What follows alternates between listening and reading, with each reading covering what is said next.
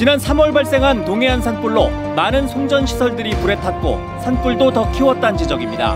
하지만 한전은 산불 위험을 줄이기 위한 근본적인 대책을 마련하지 않고 있습니다. 강원도가 각종 행정조례에 담긴 어려운 한자어와 일본식 용어를 정비하겠다고 밝혔지만 실제 바뀌는 용어는 고작 10여 개뿐이어서 아쉬움을 주고 있습니다. 삼척시의회가 해양경찰 인재개발원의 삼척시 유치를 희망한다며 대통령실과 해양수산부, 해양경찰청 등에 건의문을 보냈습니다.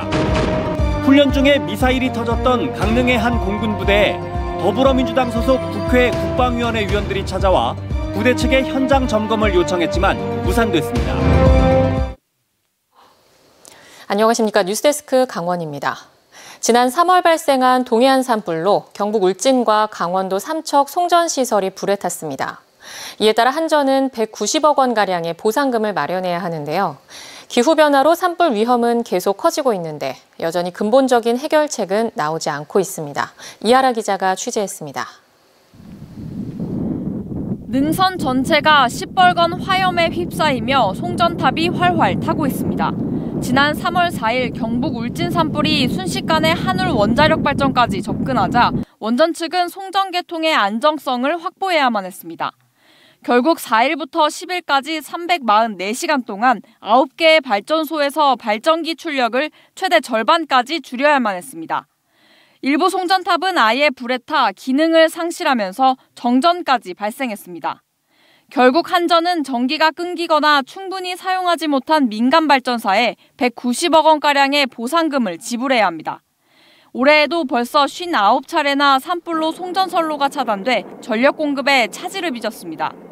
기후변화 탓에 산불 발생 빈도가 늘면서 앞으로의 상황이 더 우려스럽습니다.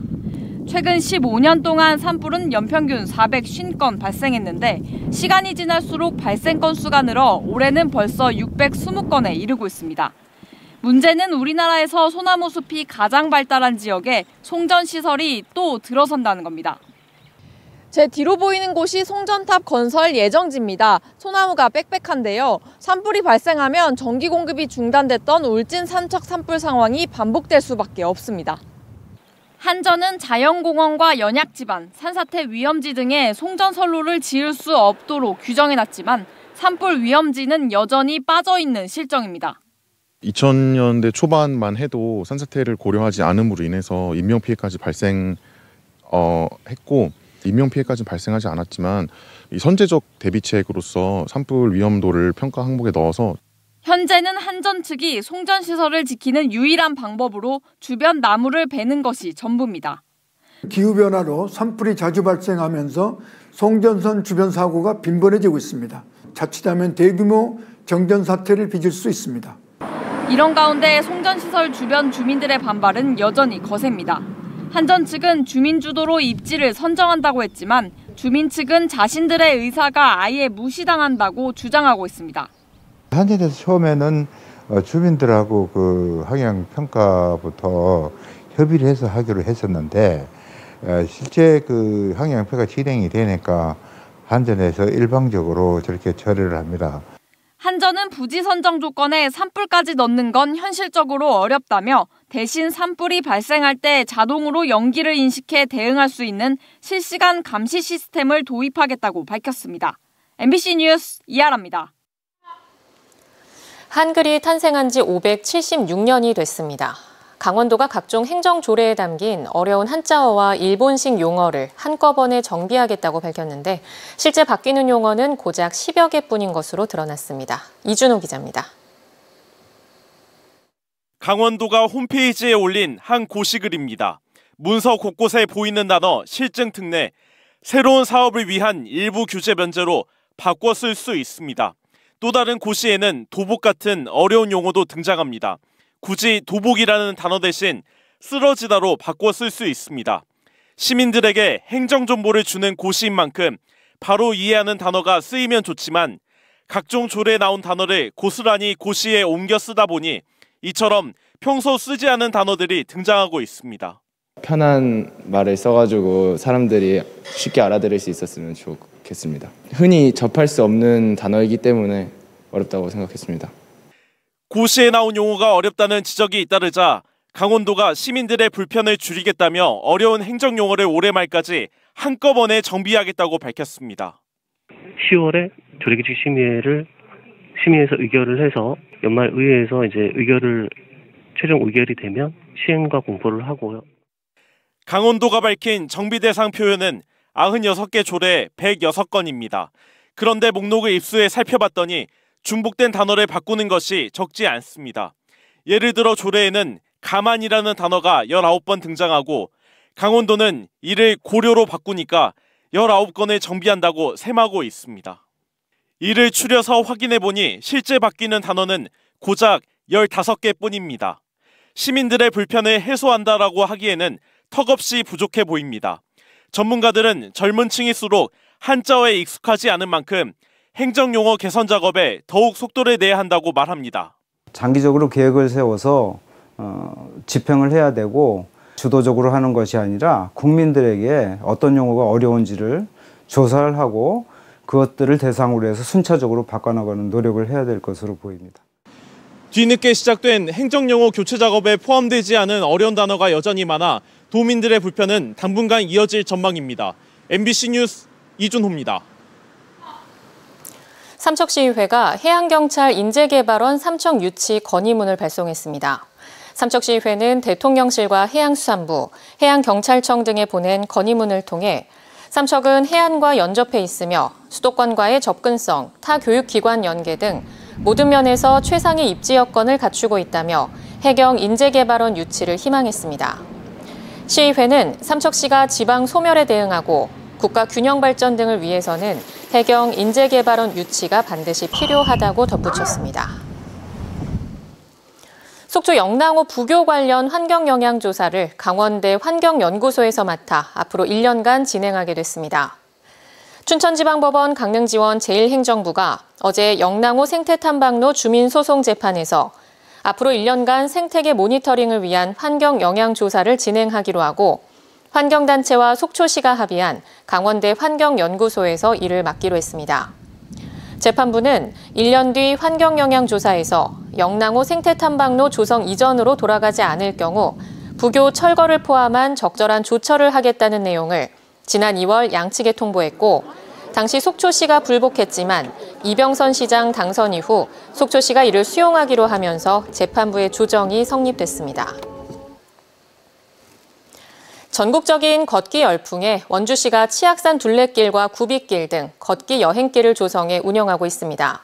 총 길이가 540km에 이르고 있는데 관리에 손길이 미치지 못하는 곳도 많습니다. 권기만 기자가 취재했습니다. 원주 구빗길 제3코스 회촌 달맞이길입니다. 매지 임도에서 출발해 회촌 마을을 지나 연세대 미래 캠퍼스까지 연결되는 16.2km 구간입니다. 예전부터 많은 시민들이 이용해오던 임도 구간은 걷기 편한 상태를 유지하고 있지만 마을길로 접어들면 상황은 달라집니다. 도로를 따라 연결되는 구빗길 옆 수로 곳곳이 덮개 없이 방치돼 있습니다. 차가 오면 보행자는 수로 쪽으로 붙어서 걸어야 하는데 잡초와 수풀에 가려져 초행이나 날이 어두워지면 미처 발견하지 못하고 자칫 발이 빠질 수도 있습니다. 200m 정도 더 가니 잡초가 무성한 길이 나타납니다. 이제 잡초가 더 자라지 않는 계절이 됐는데도 잡초는 발목을 넘어 무릎까지 올라와 있습니다. 이렇게 무릎까지 자란 잡초들 때문에 걷는 것도 쉽지 않지만 진드기 같은 해충이나 뱀에 물린 가능성도 제법 높아 보입니다. 자연스레 이 길을 찾는 사람들도 줄다 보니 사람들의 눈을 피해 곳곳에 함부로 버린 쓰레기들도 쉽게 눈에 띕니다. 제9코스 흥원창 길도 상황은 비슷합니다. 지난 집중호우에 강이 범람하면서 쓸려온 부유물이 길 위에 그대로 남아 있습니다. 이곳은 길이 포장돼 있어 잡초가 많지는 않지만 보시는 것처럼 나무가 길 한가운데를 막고 있습니다. 관리의 손길이 전혀 미치지 못하고 있습니다. 나무를 피해 구빗길 표시를 계속 따라가다 보니 얼마 못 가 한 골재 채취장에 길이 막혔습니다. 안내지도만 참고해 왔다면 어쩔 수 없이 발걸음을 돌려야 합니다. 원주 치악산 둘레길 11개 코스 140km와 원주 구빗길 30개 코스 400km를 관리하는 직원은 단 4명. 집중호우와 태풍에 쓰러진 나무를 제거하고 평소 쓰레기 수거와 잡초 제거, 안내 표시 정비 업무까지 합니다.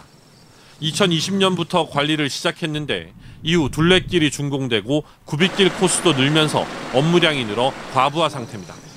원주시가 걷기 여행길을 늘리는 데만 치중하면서 코스의 적절성과 관리 방안에 대한 검토는 부족했다는 지적이 나오는 이유입니다. 원주시는 효율적인 운영과 관리를 위해 일부 코스를 수정하는 방안을 추진하고 있습니다. 가기 어렵고 힘들고 위험한 코스들은 이제 좀 폐쇄를 하고 지양을 하고 좀 더 이제 새롭게 만들어진 좋은 길들을 만들어서 그 길들을 많은 분들이 찾을 수 있도록 조성해 나가는 게 명품 걷기 여행길을 만들어 전국의 트레킹족을 원주로 불러 모으겠다는 구상을 실현하기 위해서는 무분별한 확장에 앞서 내실 있는 관리 체계가 먼저 갖춰져야 할 것으로 보입니다. MBC 뉴스 권기만입니다. 지난 4일 밤 강릉 공군부대에 현무 미사일이 발사 직후 떨어진 사고와 관련해 국회 국방위원회 더불어민주당 위원들이 현장을 방문했습니다. 여전히 풀리지 않는 궁금증이 많은데 어떤 이야기가 오고 갔는지 영상 리포트로 정리했습니다.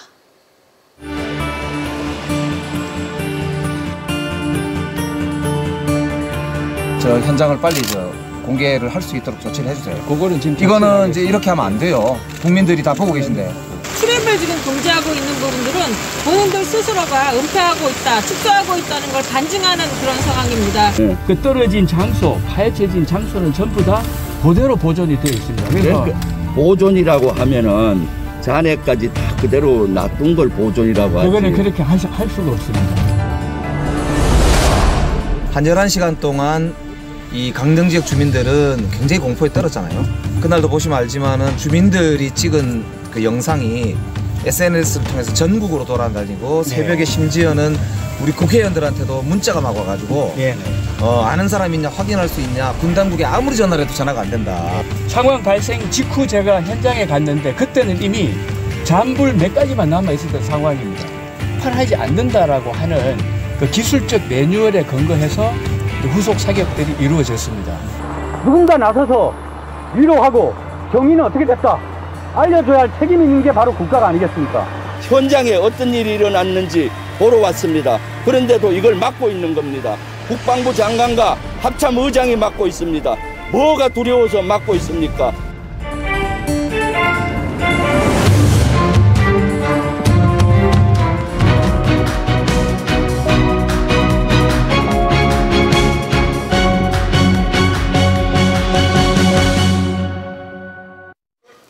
선거법 위반 혐의로 1심에서 벌금 80만 원을 선고받은 김진용 강릉시 의원의 사퇴를 요구하는 목소리가 잇따르고 있습니다.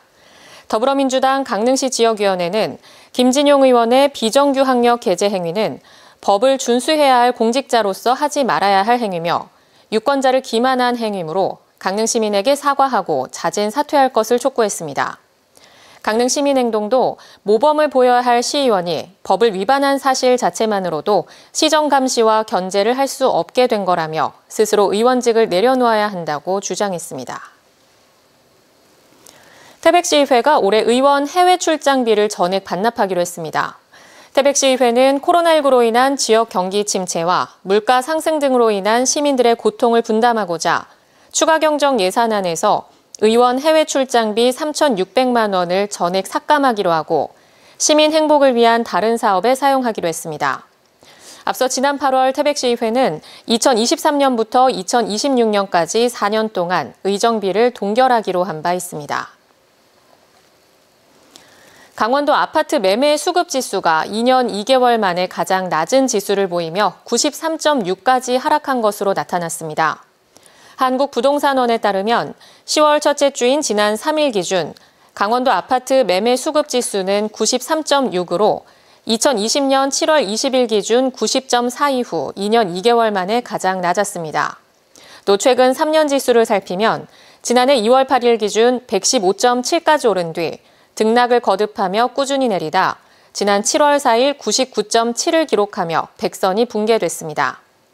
매매 수급 지수는 기준치인 100보다 아래로 내려갈수록 집을 팔 사람이 살 사람보다 많다는 의미입니다.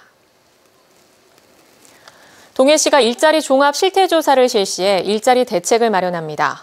동해시는 이달 말까지 24명으로 구성된 조사팀을 꾸려 지역 내 5인 이상 고용업체 1,200곳을 대상으로 인력 수급 현황을 비롯해 근로환경과 회사 경영 실태 등 5개 부문 23개 항목을 조사할 계획입니다. 조사 결과는 현장 실사와 자료 분석을 거쳐 12월에 잠정 확정하며 결과는 내년 4월에 공표할 예정입니다. 삼척 두타산 등산대회가 오는 23일 하장면 대제공원에서 열립니다. 삼척시 산악연맹이 주관하고 MBC 강원영동이 주최하는 제17회 두타산 등산대회는 산악 동호인으로 구성된 산악팀과 일반 팀으로 나눠 진행되고 순위와 추첨 등으로 시상금이 지급됩니다. 산악팀과 일반 팀은 각각 12.2km와 8km 코스로 나눠 걷게 되며 참가 신청은 MBC 강원 영동으로 하면 됩니다. 2022 대한민국 온천대축제가 오는 14일부터 16일까지 고성군에서 열립니다. 행정안전부와 강원도가 주최하는 이번 축제에서는 관광객들이 고성군 원암지구의 풍부한 알칼리성 온천수를 즐길 수 있도록 다양한 프로그램과 체험 행사, 고성 특산품 판매 행사 등이 함께 열립니다. 온천 대축제는 전국의 온천수 용출 지역에서 순회 개최되는데 2007년 울진에서 시작돼 올해 14회째를 맞고 있으며 코로나19로 중단됐다 3년 만에 정상 개최되는 겁니다. 최근 적격자가 없다며 이례적으로 채용이 무산됐던 강릉과학산업진흥원장을 뽑는 재공고가 났습니다. 원장 임기는 2년으로 연임이 가능하며 세부 공모 자격 기준은 공공기관의 임직원 경력자나 정부와 지자체에서 근무한 4급 이상 공무원 경력자, 상장기업 연구기관의 3년 이상 임원 경력자 등입니다. 원장 추천위원회는 오는 21일까지 지원서를 받아 서류 심사와 면접 심사, 이사회 의결 등을 거쳐 최종 합격자를 발표하고 12월 1일 신임 원장을 임용할 예정입니다. 강원도 내 전체 어린이집 가운데 국공립 어린이집 비율이 20%도 되지 않는 것으로 나타났습니다. 국회 보건복지위원회 조명희 의원실에 따르면 올해 6월 기준 강원도 내 전체 어린이집 914곳 가운데 국공립 어린이집은 146곳으로 16%에 불과했습니다. 강원뉴스 마칩니다. 고맙습니다.